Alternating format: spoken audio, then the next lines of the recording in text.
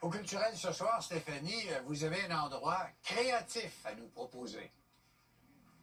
Exactement, Pierre. Si vous avez envie de faire une activité pendant le temps des fêtes sans trop vous casser la tête, mais surtout sans rien dépenser, vous devez découvrir la Ruche d'Or, un lieu rempli de ressources pour laisser aller votre créativité.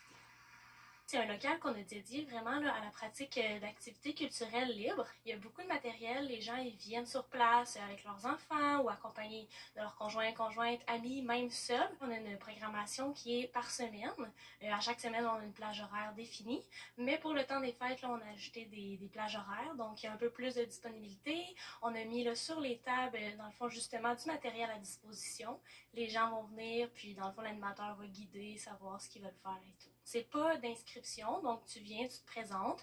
L'animateur est sur place, il te guide un peu. Puis du côté des matériaux, comment ça fonctionne? D'où est-ce que ça vient? Nous, on a une bonne banque de matériel qu'on prête. Puis ensuite, là, il y a aussi des gens qui peuvent faire des dons sur place, nous laisser leurs choses, puis nous, on les réutilise. Les gens viennent un peu les mains vides, puis en fait, ils repartent là avec leur projet à la maison.